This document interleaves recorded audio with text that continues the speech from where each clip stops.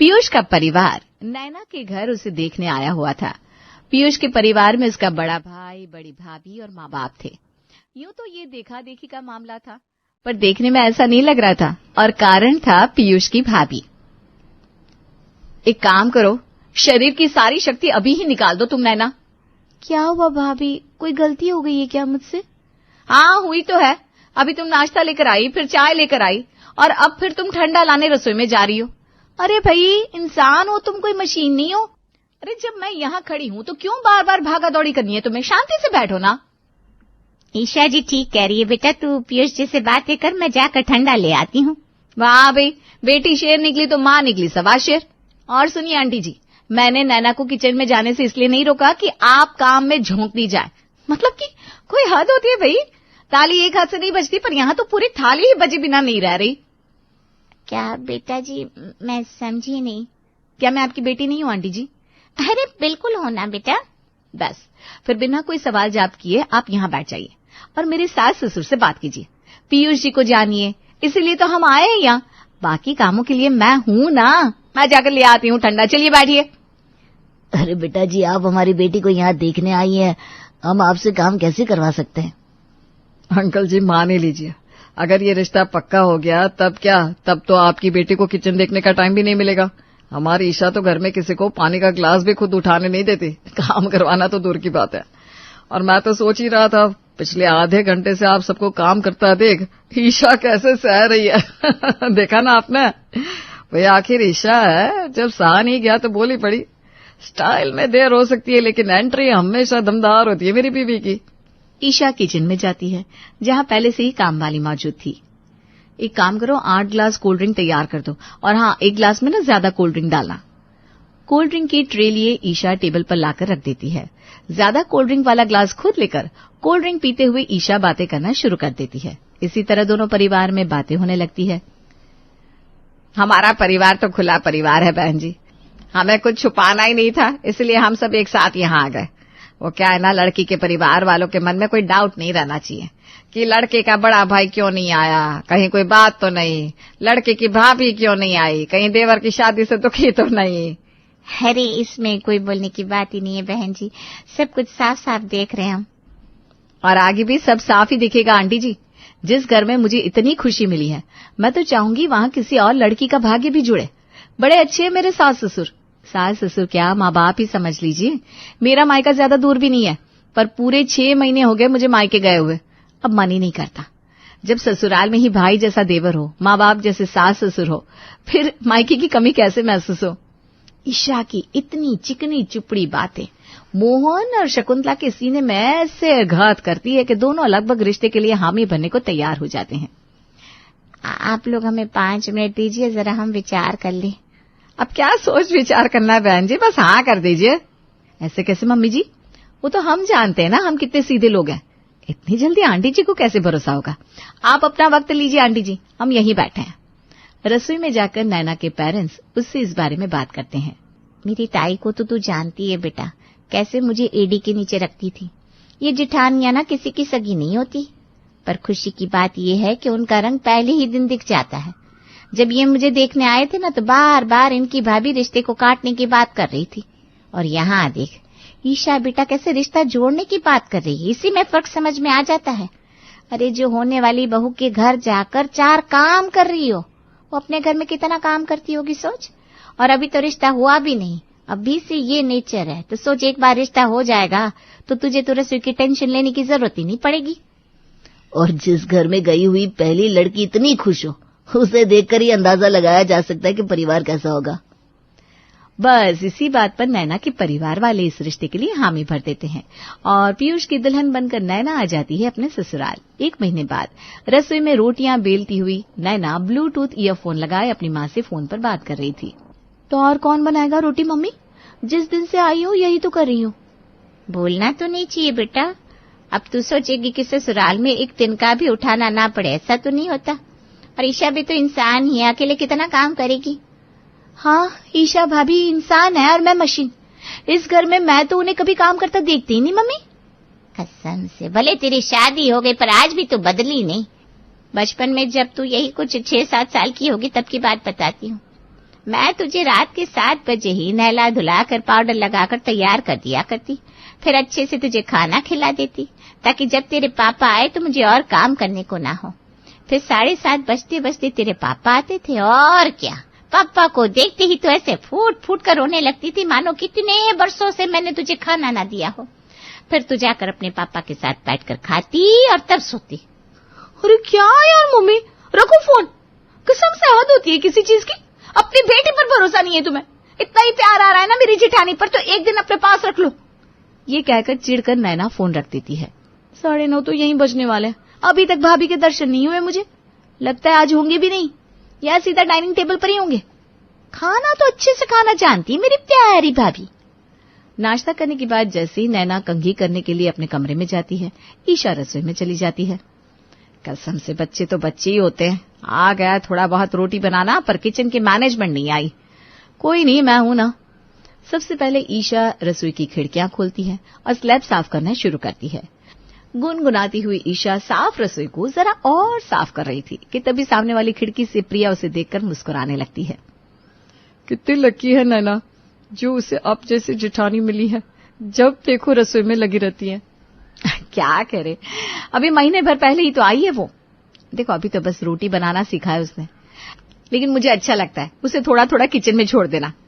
2 रोटियां बना लेती है जैसे तैसे, पर उस वक्त उसके चेहरे पर जो छोटी सी मुस्कान होती है ना, बस वही मेरे लिए काफी है। मैं फिर चुपचाप पीछे से आकर सब कुछ ठीक कर देती हूँ ताकि सब परफेक्ट लगे। उसे कुछ पता भी नहीं चलता, पर उसके अंदर जो थोड़ा सा आत्मविश्वास आता है ना, वही तो मैं चाहती हूँ। किसी को ऊपर उठाना है तो थोड़ा पीछे हटना ही पड़ता है। सबके बस की बात नहीं होती ये। क्या सही किस्मत है नैना की। जी तो करता है भाभी बस आप ही के घर आ जाऊं, कम से कम चैन की सांस तो मिलेगी। मेरे घर में तो नाश्ते का इतना हल्ला रहता है कि बालों में कंघी करने की फुर्सत तक नहीं मिलती। सुबह से जुटी रहती हूँ, 10 बजे तक सबका नाश्ता तैयार कर देती हूँ, और खुद मुझे नसीब होता है नाश्ता सीधे 12 बजे। अब क्या करे, मेरे नसीब में आप जैसी जिठानी नहीं लिखी जो सब कुछ संभाल ले। यहाँ तो उल्टा सब मेरे भरोसे बैठे रहते हैं। सच को तो कभी कभी लगता है नाश्ते के साथ साथ मैं खुद को भी परोस दूं सबको, तभी चैन मिलेगा इन्हें। अरे बच्चे ऐसा नहीं कहते। और ये घर कौन सा पराया है, 2 कदम की दूरी पर ही तो रहती है तू। नाश्ता करने आ जाया करना। मैं तो यहाँ पर सभी को 9:30 बजे तक नाश्ता करवा देती हूँ। आजा तू भी बैठ जा, इसी बहाने तेरे शरीर को जरा आराम भी हो जाएगा। और जहां तक रही कंघी की बात, तो मैं अच्छा सा हेयर स्टाइल बना दूंगी। आप खुश? नैना जो अभी अभी अपने कमरे में गई थी कंघी करके, अपना हुलिया जरा ठीक करके अपने कमरे से बाहर आती है और बाहर सोफे में प्रिया को बैठा हुआ दिखती है। अब जाकर कमरे से बाहर आई हो तुम 9:30 बजे? कसम से नैना किस्मत हो तो तुम्हारी जैसी, या कहूँ कि जिठानी हो तो तुम्हारी जिठानी जैसी। हाँ हाँ, तो तुम मेरी जेठानी को अपने घर ले जा सकती हो, मुझे कोई प्रॉब्लम नहीं है। मजाक कर रही थी। प्रिया बहुत सही वक्त पर आई हो तुम, अभी नाश्ता तैयार ही किया है मैंने, चलो खाना खाने बैठ जाओ। नैना प्रिया को डाइनिंग टेबल पर लेकर जाती है, तभी रसोई से ईशा बाहर आती है। तू क्या खड़ी है, मैं हूं ना यहाँ, मेरे रहते काम करेगी क्या तू? चल बैठ जा, मैं हूं ना, मैं लगाती हूँ नाश्ता। मम्मी जी, पापा जी, पीयूष, करण, कहाँ हो सब? आ जाओ नाश्ते की टेबल पर, food is ready. Oh my God भाभी, मतलब सच में देखकर बिल्कुल भी नहीं लग रहा कि मैं किसी के घर पर खाना खा रही हूँ। मेरा मतलब हमारे यहाँ तो नाश्ता तैयार करने के बाद लोगों की हालत ऐसी हो जाती ना जैसे मैराथन दौड़ कर आए हों। किसने क्या खाया किसने क्या नहीं खाया सब भगवान भरोसे। मैं तो बस बनाकर रख देती हूँ, जो भूखा है वो उठा ले वरना भूखा रहे। और आप इतनी खुशी खुशी सबको टेबल पर बुला रही हैं, प्लेट लगा रही हैं, चाय परोसी जा रही है। भाभी कसम से यू आर ना ड्रीम जेठानी। ऐसा लगता है जैसे किसी फिल्मी सेट पर आई हूँ। साफ सुथरा किचन, मुस्कुराहटों के साथ सब होता नाश्ता। भाभी ये सब सपना है क्या, कोई मुझे चुटकी काटे। सभी बड़े मन से नाश्ता करते हैं, नाश्ते की बड़ी तारीफ होती है।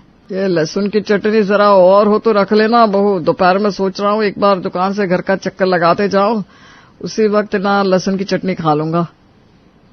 इतनी गर्मी पड़ रही है, उसमें भी आपको लहसुन की चटनी खानी है? हद है आप भी। कोई जरूरत नहीं दुकान छोड़कर घर आने की, दुकान पर रहिएगा। बहुत चटनी है पापा जी, मैंने फ्रिज में रख दी थी, आप बेफिक्र होकर दुकान जाइए। मम्मी जी ने आपको घर आने से मना किया है, पर चटनी दुकान पर तो पहुंचा जा सकती है। मैं स्टाफ से दुकान पर ही चटनी और पकौड़े भिजवा दूंगी। ऑर्डर तो ऐसे ले रही भाभी जैसे कि खुद काम करने वाली है। चाय तक उनसे बनती नहीं और ये पकौड़े छानेगी।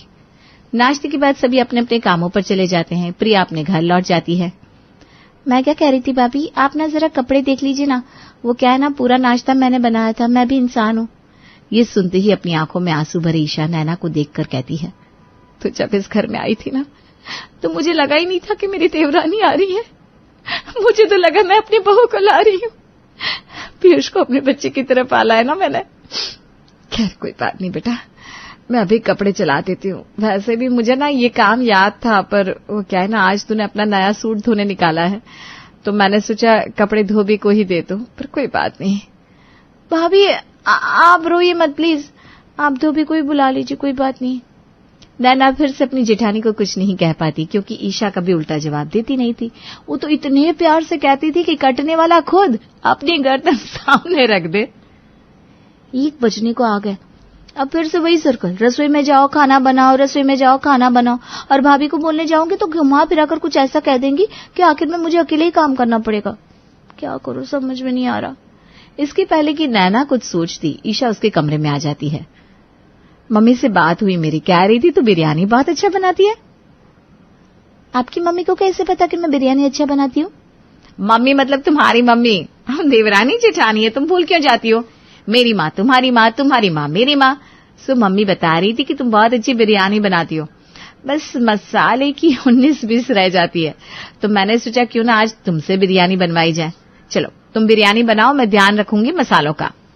इस तरह फिर से नैना की चपत लग जाती है और उसे भरी दोपहरी में एसी के कमरे को छोड़कर रसोई में काम करने जाना पड़ता है। पर ऐसा भी नहीं था कि उसने नैना को अकेले रसोई में छोड़ दिया था। उसे तो वाहवाही लुटने की आदत थी। एक चेयर लेकर ईशा नैना के साथ रसोई में ही बैठ जाती है और फोन पर अपनी बुआ सास से बातें करने लगती है।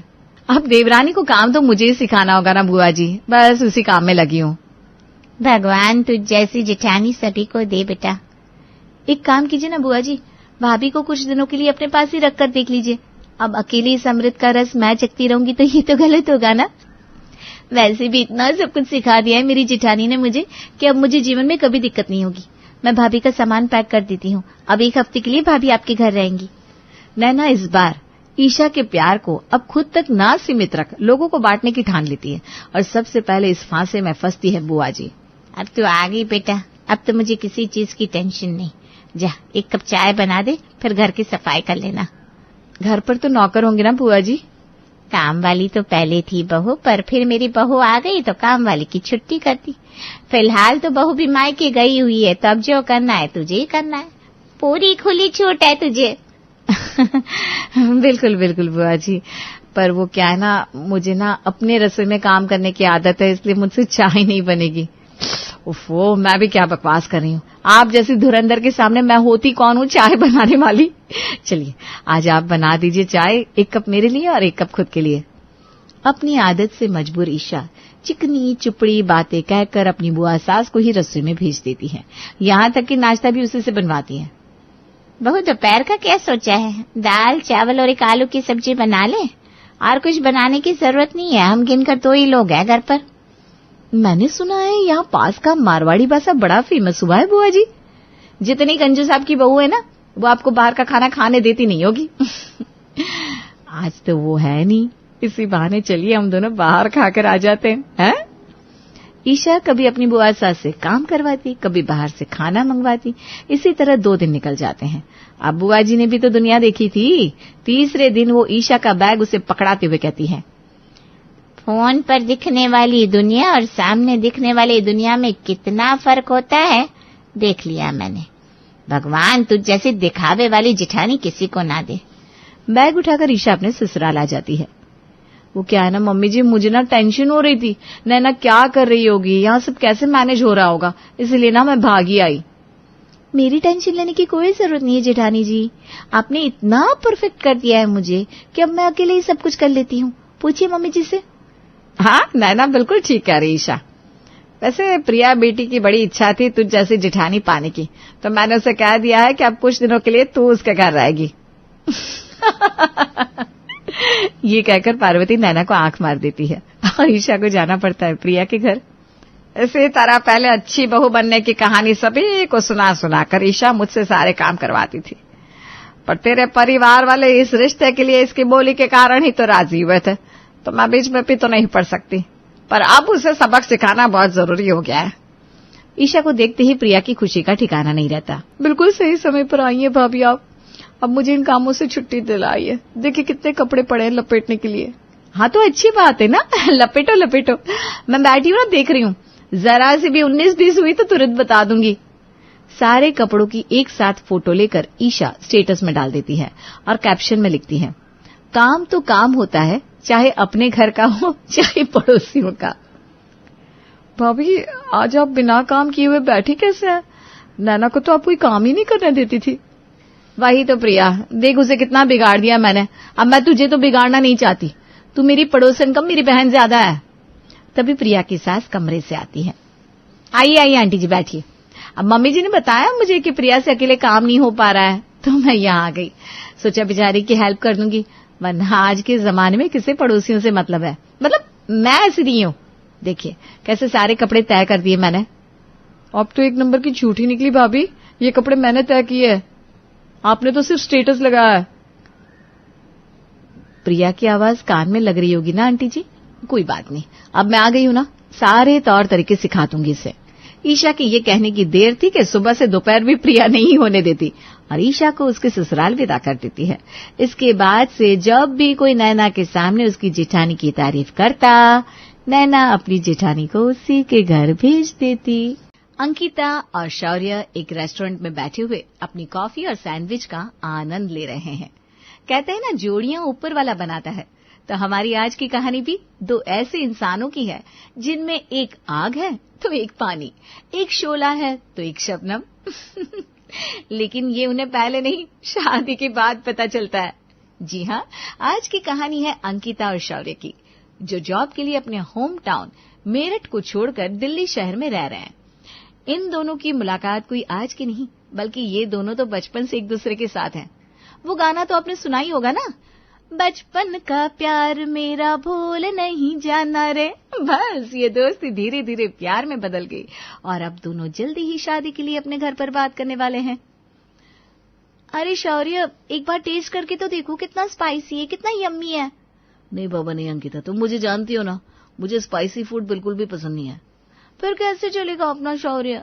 अरे चलने में क्या दिक्कत है भला, जैसा तुम्हें पसंद है वैसा तुम खाओ और जैसा मुझे पसंद है वैसा मैं। वाह भाई, मान गए। थोड़े टाइम बाद अंकिता और शौर्य अपने घर शादी के लिए बात करते हैं। देख अंकिता, अगर तुझे शौर्य से शादी करनी है तो ये तेरा खुद का डिसीजन है। हम शौर्य को बचपन से जानते हैं, लेकिन इतना भी नहीं कि उससे तेरी शादी कर सकें। और फिर आज तेरे पापा होते तो। माँ, अब बिल्कुल भी टेंशन ना लो, शौर्य बहुत अच्छा लड़का है, पूरा भरोसा है, हम दोनों का जीवन साथ में बहुत अच्छा बीतेगा। माँ, अगर दीदी को अपनी पसंद पर भरोसा है तो फिर एक बार उनके परिवार से मिलकर बात करने में कोई बुराई नहीं है। देखो शौर्य बेटा, मुझे तो अंकिता बिटिया बचपन से ही पसंद है। बस तुम दोनों अपना देखो, क्योंकि तुम दोनों को ही आखिर तक साथ रहना है। एक दूसरे की पसंद नापसंद, एक दूसरे के जॉब, प्रोफेशन, पढ़ाई लिखाई, ये सब तुम दोनों ही आपस में समझ सकते हो। हाँ बिल्कुल शौर्य, तेरी माँ सच कह रही है। देख लो, सोच लो, अपना समय लेकर आराम से डिसीजन लो। हाँ पापा, मैंने अपना डिसीजन लेने के बाद ही आप दोनों को बताया है। और रहा सवाल हमारी पसंद नापसंद का, तो वो तो कोई बहुत बड़ी बात नहीं है। ठीक है, फिर हम कल ही इस बारे में शांता भाभी जी से बात करते हैं। अगले दिन शौर्य और अंकिता के परिवार मिलकर एक दूसरे से बात करते हैं और सबकी सहमति से इस रिश्ते पर मोहर लगाई जाती है। अब सगाई के बाद दोनों आजाद पंछी की तरह इधर उधर घूम रहे हैं और खूब मस्ती शॉपिंग कर रहे हैं। अपनी नई जिंदगी की शुरुआत के लिए दोनों बहुत ही एक्साइटेड हैं। फिर एक दिन, भाभी ये देखो ना, इधर आओ जरा। हाँ भैया बताओ। ये देखो, डेस्टिनेशन वेडिंग के लिए कौन सी थीम ज्यादा अच्छी लग रही है? क्या भैया, आप डेस्टिनेशन वेडिंग प्लान कर रहे हैं? अब मैं क्या, ये अंकिता है ना, इसका बड़ा ही मन है, इसकी खुशी के लिए ये सब कर रहा हूँ। एक ये मेरा देवर है जो अपनी होने वाली बीवी के लिए इतना सब कर रहा है, और एक ही मेरे पति देव, देखो न्यूज़पेपर पढ़ने से ही फुर्सत नहीं है। अरे क्या सोचने लगी भाभी, बताओ ना जल्दी से, फिर आज ही फाइनल करना है वरना हम लेट हो जाएंगे। हाँ हाँ भैया, ये देख लीजिए, ये नैनीताल वाला एकदम बढ़िया लग रहा है। ठीक है भाभी, मुझे भी यही मन भा रहा था। तो अंकिता से भी तो पूछ लो ना भैया।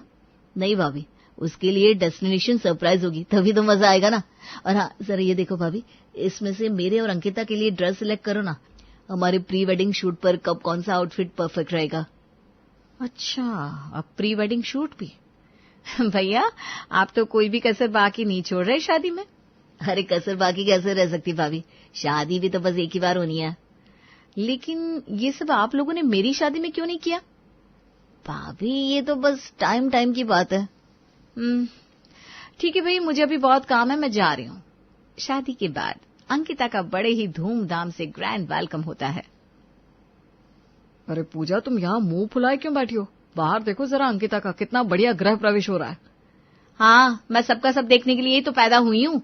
चाहे किसी का प्री वेडिंग फोटोशूट हो, किसी की डेस्टिनेशन वेडिंग हो, फिर चाहे किसी का गृह प्रवेश हो, बस दूसरों को देखकर ताली बजाकर खुश हो लो।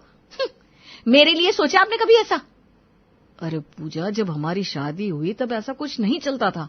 अगर ऐसा कुछ होता तो हम भी करवाते। आओ चलो, ऐसे नहीं रूठते, दूसरों की खुशियों में खुश होते हैं। चलो। पूजा, जो कि अंकिता की जिठानी थी, उसे अंकिता की ये ग्रैंड वेडिंग बड़ी ही खटक रही थी। वो ना चाहकर भी अपने गुस्से को दबा नहीं पा रही थी। देखती हूँ अभी अपनी पहली रसोई में क्या ही गुल खिलाती है। इतना ही परफेक्ट वेडिंग प्लान किया है ना, तो सब कुछ परफेक्ट अपने हाथों से ही करो। मुझसे तो कोई उम्मीद ना रखना देवरानी जी। अरे पूजा बहू, क्या सोच रही हो? अंकिता को अंदर ले जाओ। वैसे भी बहुत देर हो गई है, इन बच्चों के ये सब नाटक भी ना। और हाँ, अंकिता को जूस भी पिला देना, गर्मी बहुत हो रही है। अब तो सासू माँ भी उमड़ उमड़ कर प्यार कर रही है छोटी बहू को। आओ अंकिता, तुम्हें तुम्हारा रूम दिखा दूं। पूजा अंकिता को उसके रूम में ले जाती है। लीजिए अंकिता जी, ये रहा आपका रूम। अरे भाभी, आप भी ना।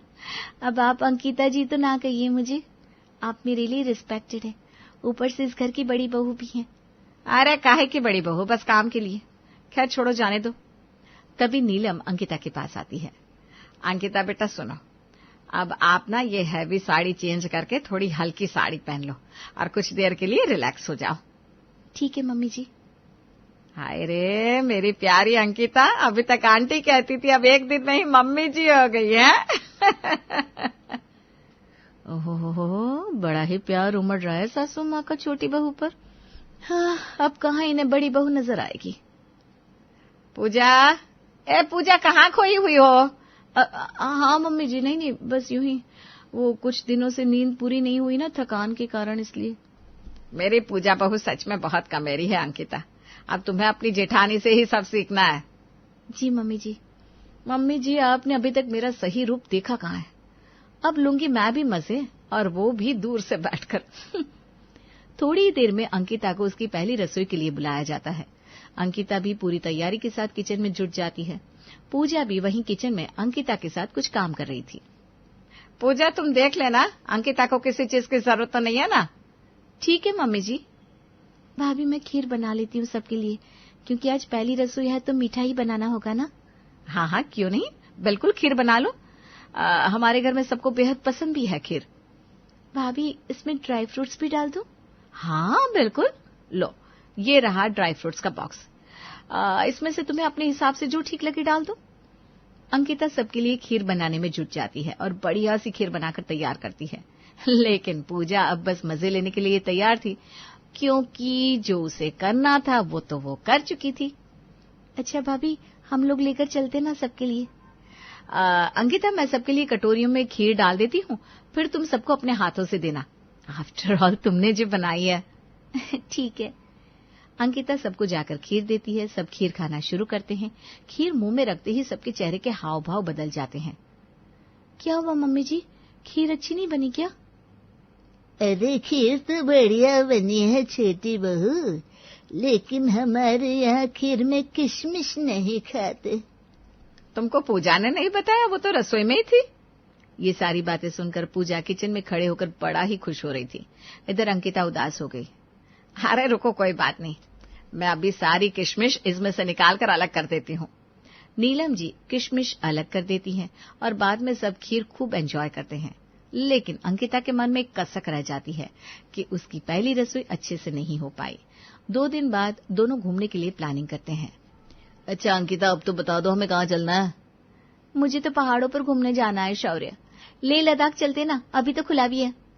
अंकिता, ये तो तुम भी अच्छे से जानती हो कि मुझे पहाड़ों से डर लगता है, फिर वो चाहे ऊंचाई पर हो या फिर लैंडस्लाइडिंग। मुझे बेचैनी सी होती है ये सोचकर। तो फिर मेरी चॉइस पूछी ही क्यों? जहाँ ठीक लगे वहीं चलेंगे। अच्छा सुनो ना, थाईलैंड चले? हाँ वैसे थाईलैंड भी ठीक ही है। दोनों थाईलैंड का ट्रिप प्लान करके घूमने निकल जाते हैं। वहां जाकर जब दोनों इतना समय साथ बिताते हैं तब उनको एहसास होता है कि उन दोनों की चॉइस एक दूसरे से बहुत अलग है। नहीं, मैं तो कॉफी ही पीऊंगा। ना बाबा, इतनी गर्मी में मुझे कोल्ड ड्रिंक ही चाहिए और एक मसाला सैंडविच भी। तुम भी ना अंकिता कमाल करती हो। अरे ये इंडिया नहीं है, यहाँ तुमको कहाँ से मसाला सैंडविच मिलेगा। हर वक्त तीखा चाहिए तुमको हर चीज के साथ। घूम फिर कर दोनों वापस आते हैं। मम्मी अब तो घूम भी आया, अब तो ऑफिस वाले भी बुला रहे हैं, अब तो चलने का समय आ गया। अब जाना तो पड़ेगा ही ना बेटा, आखिर जॉब ही फर्स्ट प्रायोरिटी है अब तुम लोगों के लिए।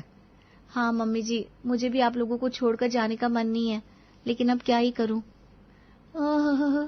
छोड़कर जाने का मन नहीं है, चल झूठी, यहाँ मैं ही बची हूँ ना सास ससुर सबको संभालने के लिए। अच्छा भाभी चलती हूँ, आप लोग जल्दी ही प्लान बनाना दिल्ली आने के लिए। हाँ बिल्कुल अंकिता। अगले दिन दोनों ऑफिस जाने के लिए रेडी होते हैं। अंकिता जल्दी रेडी हो जाओ बाबा, इतने दिनों बाद जा रहे हैं और पहले दिन ही लेट हो जाएंगे। हाँ बस हो गई, अब मुझे आदत नहीं है ना इतना सब करके ऑफिस जाने की। पहले नाश्ता बनाया, फिर लंच बॉक्स भी पैक किए, शाम के लिए क्या बनेगा उसका भी दिमाग लगाया, तो वो भी तो लेकर आना होगा ना। अच्छा, अब अंकिता जी इतनी बड़ी हो गई एक दिन में। चलो अभी पहले नाश्ता कर लो, पोहा बनाया है, हेल्दी भी है टेस्टी भी। अरे वाह, पोहा ये सही है। मुझे सुबह सुबह पोहा मिल जाए बस दिन बन जाए। लाओ फटाफट। अब शौर्य जैसे ही पोहा खाता है, पानी, अरे पानी का। अंकिता जल्दी से पानी लाकर देती है।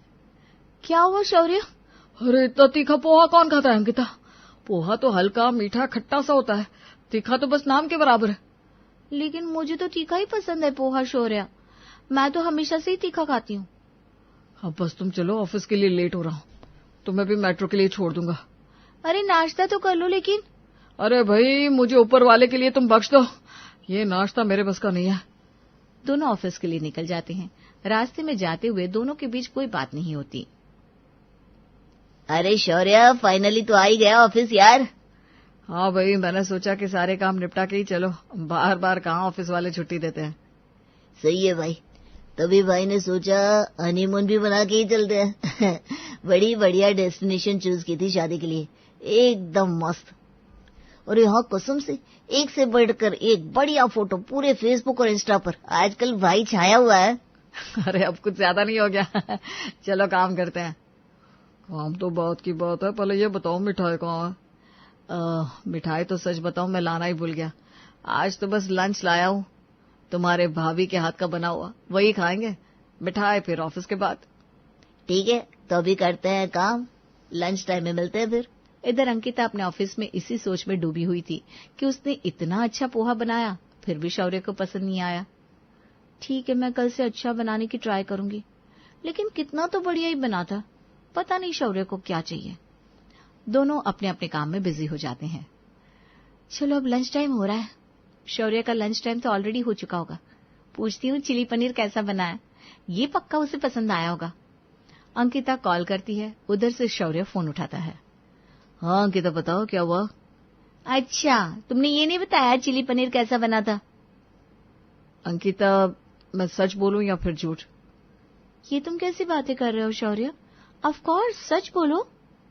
भाई अगर तुम सच में ऐसा ही चिली पनीर बनाती हो तो प्लीज मेरे लिए दोबारा मत बनाना। क्यों, क्या हुआ? अंकिता, इतना तीखा पनीर था वो कि मेरे ऑफिस में 8 बंदों ने टेस्ट किया और हर एक का धुआं उड़ गया। तुमको तीखा नहीं लगा क्या? शौर्य, जब तक किसी सब्जी को अच्छे से तीखा नहीं बनाया जाए तब तक उसमें टेस्ट ही नहीं आएगा। चलो मैं फोन रखता हूँ, मैं तुम्हें फोन पर नहीं समझा पाऊंगा। इतना कहकर शौर्य फोन रख देता है। ये सुनकर अंकिता बहुत उदास हो जाती है। फिर 2 दिन बाद, अंकिता, मेरे ऑफिस में इस बार गेट टुगेदर है। अच्छा, ये तो बढ़िया बात है। लेकिन खास बात तो सुनो। हाँ बताओ। इस बार का गेट टुगेदर विद फैमिली है, तो सब अपनी फैमिली के साथ आएंगे। क्या? अच्छा जी, इसका मतलब मैं भी जा रही हूँ आपके साथ। Yes yes. इतना कहकर अंकिता नाचने लगती है। अगले ही दिन दोनों रेडी होकर पार्टी के लिए निकलते हैं और वहां जाकर सबसे मिलते हैं। अरे वाह, डांस फ्लो, मैं तो आज जी भरकर नाचने वाली हूँ। अंकिता, ये ऑफिस की पार्टी है, कोई घर का फंक्शन नहीं है। हाँ ठीक है, मैं सबसे मिल लेती हूँ, लेकिन मैं डांस के बिना यहाँ से नहीं जाने वाली। अंकिता, ये है मेरे कलीग नमन और विशेष। हेलो जी। भाभी, आपका खाना तो बड़ा ही धुआंधार बनता है ना? सही बात है। एक ये मेरे पति देव हैं, इनको तीखा लगता है। देखो, आपको पसंद आया ना? और सच में इसमें कोई दो राय नहीं, आपका खाना मतलब एकदम जबरदस्त। ये कहकर विशेष नमन को आंख मारता है और दोनों जोर जोर से हंसने लगते हैं। ऐसा करते हुए उन्हें शौर्य देख लेता है। अंकिता, चलो अब चलते हैं, और लोगों से भी मिलना है। नहीं नहीं, इनकी बात तो सुनो। जब इनको मेरा खाना अच्छा लगता है तो फिर आपको क्यों नहीं? अंकिता को रोकने के बावजूद अंकिता रुकने का नाम ही नहीं ले रही थी। फिर शौर्य अंकिता को अपने बॉस से मिलवाता है। वहां भी अंकिता का यही हाल होता है, जिसे देखकर शौर्य को और तेज गुस्सा आता है। आओ अंकिता, हम डिनर कर लेते हैं, फिर घर भी तो निकलना है। नहीं, अभी मैं डीजे पर नाचूंगी। अंकिता। शौर्य कुछ कह पाता उससे पहले ही अंकिता डीजे पर जाकर नाचने लगती है और सब उसे देखकर हंसने लगते हैं। बाद में दोनों घर आ जाते हैं। क्या हुआ शौर्य, तुम पूरे रास्ते कुछ नहीं बोले? कुछ तो बताओ। अंकिता, मुझे तुमसे कोई बात ही नहीं करनी। जब तुम्हें अपने मन की ही करनी है तो मैं तुम्हें कुछ बोलकर क्यों ही अपना मुंह खराब करूं। दिन बीत रहे हैं, लेकिन दोनों के बीच की दूरियां बढ़ती जा रही थी, जिसका कारण न तो शौर्य को पता था और न ही अंकिता को। फिर एक दिन, शौर्य, कैसा है बेटा? ठीक हूं माँ, आप कैसी हो? इतना थका थका क्यों लग रहा है बेटा? क्या हुआ? न तो फोन उठाता है, न कोई हाल चाल लेता है। आखिर शादी के बाद हो क्या गया है तुझे? हुआ कुछ नहीं माँ, बस ऐसे ही। अच्छा, तो तुम दोनों एक काम करो, मेरठ घुमाओ। बहुत दिन हो गए दिल्ली रहते हुए। अंकिता की बातों से भी कल उसकी तबीयत ठीक नहीं लग रही थी। उसका तो आप छोड़ ही दो, भगवान ही मालिक है। इतना कहकर शौर्य फोन रख देता है। अपने बेटे के मुंह से ये बात सुनकर नीलम जी को कुछ ठीक नहीं लगता। वो सीधा शांता जी को फोन लगाती हैं। अरे भाभी जी, कैसी हैं आप? मैं अच्छी हूँ, आप कैसी हैं? देखिए, मैंने कुछ जरूरी काम के लिए आपको फोन किया है। कल शनिवार है। नीलम जी फोन पर शांता जी से बात करके फोन रख देती हैं। अगले ही दिन दोनों दिल्ली के लिए रवाना होते हैं। दरवाजे की घंटी बजती है। अरे इतनी सुबह सुबह कौन होगा? आज तो सैटरडे है, मेड को भी लेट आने को बोला था। गेट खोलते ही, अरे मम्मी जी, आप दोनों यहाँ अचानक? आओ आओ। क्यों, तुमको अच्छा नहीं लगा क्या हमें देखकर? अरे मम्मी जी, आप भी ना, मैं बहुत खुश हूँ आप दोनों को यहाँ देखकर। तभी अंदर से शौर्य की आवाज आती है। कौन है अंकिता? अरे जरा बाहर तो आइए दामाद जी। अरे आप दोनों, वाह भाई। थोड़ी देर बाद, अंकिता, मैं अपना नाश्ता लेने जा रहा हूँ, बताओ दोनों मम्मियों के लिए क्या लेकर आऊं? आप अपना नाश्ता बाजार से लेने क्यों जा रहे हैं शौर्य? शौर्य और अंकिता एक दूसरे की शक्ल देखने लगते हैं। माई ने मेरे हाथ का नाश्ता पसंद नहीं है। अच्छा शौर्य, ऐसी क्या बात है? शादी से पहले तो तेरी ऐसी कोई स्पेशल चॉइस नहीं थी। स्पेशल चॉइस तो आज भी नहीं है, लेकिन खाने में अगर सिर्फ मिर्ची होगी तो कहाँ पेट भरेगा। बात तो सही है शौर्य। अंकिता, ये तो मैंने भी तुम्हें कई बार शादी के पहले कहा था कि बेटा हर तरह का खाना बनाना सीख, ना कि सिर्फ अपने हिसाब से। चलो कोई बात नहीं, आज से हम दोनों आए हैं तुम दोनों की फुल ट्रेनिंग के लिए, समझ गए ना दोनों? शादी हो गई लेकिन अकल कहाँ आई तुम दोनों में? अभी भी बच्चे के बच्चे हो दोनों। नीलम जी और शांता जी जहां एक तरफ अंकिता को हर तरह का खाना बनाना सिखाती हैं, वहीं दूसरी तरफ शौर्य को भी अंकिता का पूरा साथ देने का तरीका। बेटा, जीवन इसी का नाम है। तुम सोचो, मैं और तेरे पापा तो पिछले 35 सालों से साथ हैं, और वो भी हमारी अरेंज मैरिज है। कभी तूने झगड़ा होते हुए देखा है क्या हम दोनों के बीच? नहीं माँ। और तुम दोनों की लव मैरिज है। अरे सुधर जाओ दोनों, वरना लोग क्या कहेंगे? वही तो, इसलिए एक दूसरे को समझो और प्यार से रहो। अच्छा, आज अंकिता ने तुम्हारे लिए स्पेशल खाना बनाया है। अच्छा जी, तो फिर लाइए अंकिता जी। लीजिए, पेश है आपकी खिदमत में शौर्य जी। शौर्य खाना खाता है। खाना तो वाकई लाजवाब है। लाओ मैं भी तो चखूं। लेकिन ये तो फिर भी आपके हिसाब से तीखा ही है। कोई बात नहीं, इतना तो चलता है। वो कहावत है ना कि हम रिश्तेदार बदल सकते हैं लेकिन पड़ोसी नहीं। तो पड़ोसी हुआ ना रिश्तेदार से भी बढ़कर। आइए मिलाते हैं शर्मा फैमिली से, जहाँ की पड़ोसन कैसी थी देखिए तो जरा। घर पर कोई है? अरे शिल्पी आई है। क्या हो रहा है भाभी जी? अरे शिल्पी तुम फिर आ गई। माफ करना, मैं कह रही थी तुम आ गई। हाँ और क्या, और माफी कैसी? अरे क्या कोई लेन देन थोड़ी ना है। वैसे क्या बना है खाने में? मैं ना ये कटोरी लाई थी जरा सब्जी लेने के लिए। शिल्पी सीमा के ससुराल की पड़ोसन थी। इसकी ना कोई आने का वक्त था और ना जाने का, जिससे सीमा परेशान रहती, लेकिन सास को देखकर कुछ कह ना पाती। फिर एक रोज, अरे कल सब्जी नहीं मिली थी मुझे बहू, आज तो मिलेगी ना। रोज रोज खाली दाल से ही खाना खिला देती है तू। माँ जल्दी से खाना खा लीजिए, मैं बर्तन धोकर रख देती हूँ, नहीं तो शिल्पी आंटी आ जाएंगी। फिर पता है ना, सब्जी रोज वही तो ले जाती है। न जाने क्यों लोग घर में खाना नहीं बनाते। लेकिन तभी शिल्पी आंटी का नाम सुनते ही पूरे घर में जैसे तूफान सा आ जाता है। हर कोई एक दूसरे से लड़ता भिड़ता जल्दी से खाने की टेबल पर बैठा ही होता है कि बैल बच जाती है। जा बहू जा, दरवाजा खोल दे और खाना रख दे। नहीं माँ, मैं तो खाना खाऊंगा, चाहे जो हो जाए। मैं तंग आ गया हूँ शिल्पी आंटी से। लेकिन क्या करें, बहू दरवाज़ा खुलती है और बेटे के प्लेट में जैसे ही रोटी डालती है। अरे बेटा तू है मेरा, चल माँ बेटे साथ में खाना खाते हैं। अरे रहने देना शिल्पी, खाना खाकर सोएगा, रात का जगह है ये। अरे तो मैंने कौन सी रोटी छीन ली है? मैं तो यही कह रही हूँ कि साथ में खाना खा लेते हैं। पर आंटी, उनको किसी के साथ खाना अच्छा नहीं लगता। विश्वास मानिए, पति है मेरे, लेकिन मजाले के साथ कभी 2 रोटी भी खाई हो। तू तो कल की आई है बेटा, मैं तो बचपन से जानती हूँ इसे। अरे गोदी में बैठकर खाना खिलाया है मैंने इसे अपने हाथों से। क्यों लड्डू? आंटी लड्डू मत बोला करो, कितनी बार कहा है, मेरा नाम मयंक है, मयंक। हाँ पता है, मैंने ही तो रखा था, नहीं तो तेरी माँ तो ब्रजेश दत्त नाम रख रही थी तेरा। सच्ची माँ जी, ये कैसा नाम हुआ? थैंक्स आंटी जी। ब्रजेश दत्त नाम होता ना तो मैं तो शादी ही ना करती इनसे। लीजिए चाय पीजिए। सास बहू को देख रही थी कि जो थोड़ी देर पहले इस चिपकू पड़ोसन का खौफ खा रही थी, अब इसे चाय पिला रही है। हे भगवान। अच्छा बहू, थोड़ा सा ड्राइंग रूम का एसी चला दे, मैं ज़रा सोफे में ही कमर सीधी कर लूँ। शिल्पी लेट जाती है और सास बहू एक दूसरे को देखती है और अपने अपने काम पर लग जाती है। सास किचन में धीरे से बहू को कहती है, शाम तक की छुट्टी, अब ना टीवी देख सकती हो ना ही दरवाज़ा खोल सकती हो। माँ जी आप इतना डरती क्यों हैं? बोलती क्यों नहीं? अरे है तो पड़ोसन ही ना, क्यों ऐसे कभी भी आ जाती हैं? तू जो सर पर चढ़ा रही है, चाय पिला रही है, तो क्या नहीं आराम करेगी? खैर, सास बहू अपने अपने कमरे में चली जाती हैं।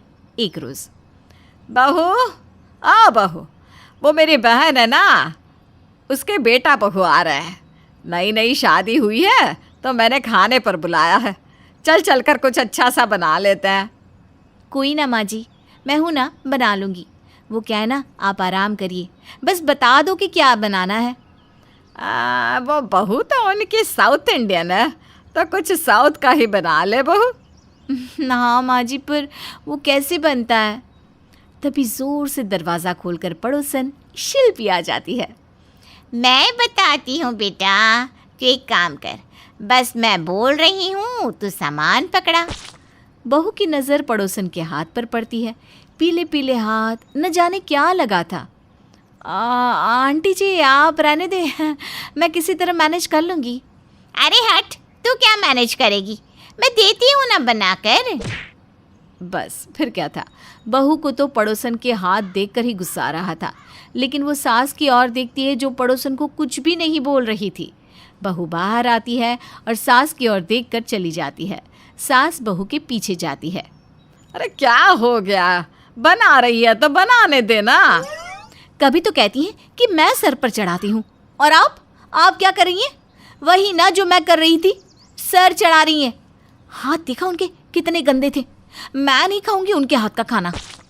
ओहो, तो तब बताती तो रुक जाती ना मैं। चल अब डांटती हूँ जरा। सास किचन में जाती है। अरे क्या है शिल्पी, किसी के घर खाना बना रही है तो कम से कम हाथ तो धो ले। ये क्या लगाया हाथ में? शिल्पी को सास की बात का बिल्कुल बुरा नहीं लगता। अरे ये तो हल्दी ही है, पीस कर आ रही हूँ।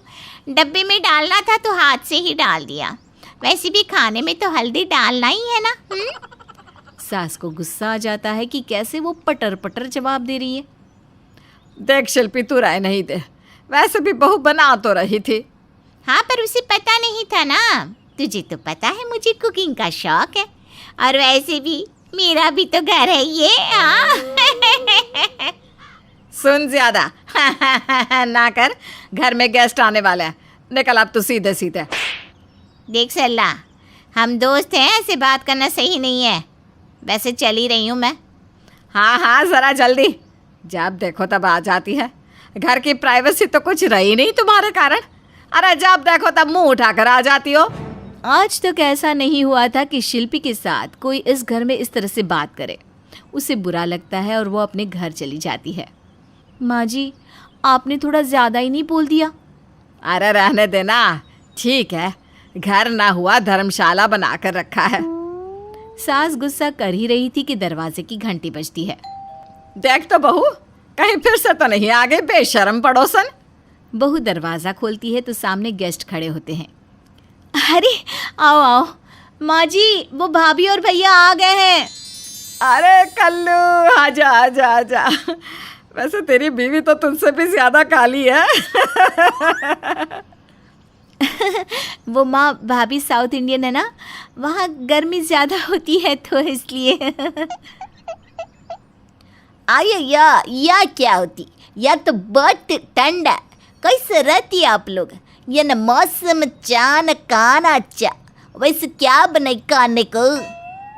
वो साउथ इंडियन आपके लिए भाभी। सभी खाने के टेबल पर बैठते हैं। अरे वाह, क्या खाना है? मटर पनीर। मजा आ गया मुझे तो।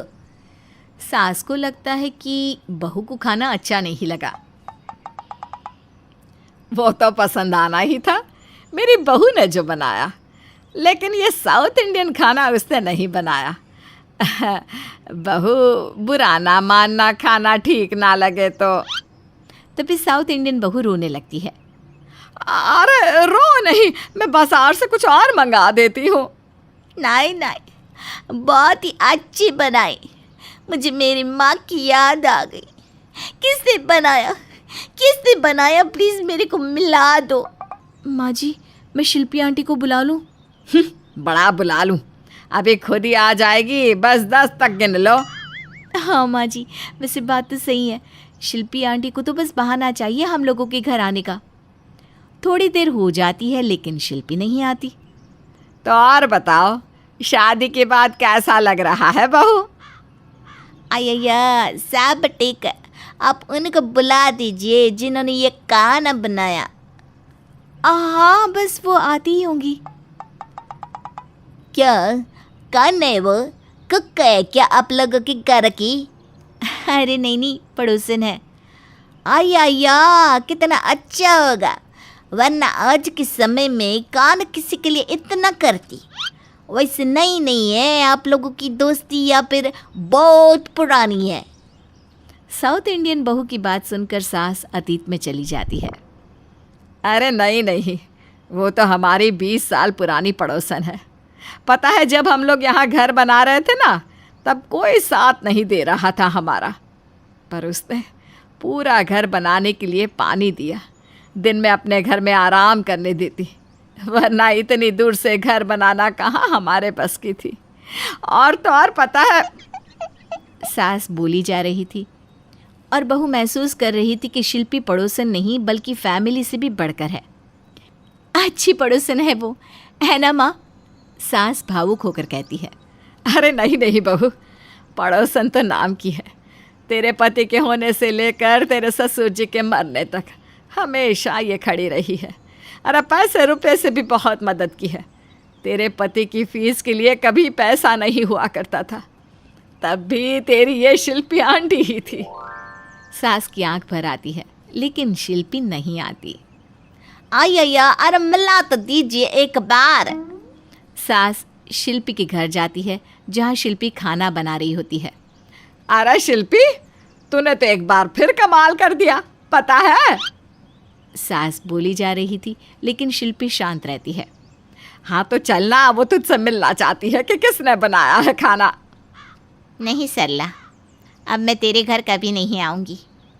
मैंने तो समझा ही नहीं था कि तेरी प्राइवेसी मेरे आने से खराब होती है। तो सास को याद आता है कि उसने कैसे शिल्पी के साथ बुरा व्यवहार किया था।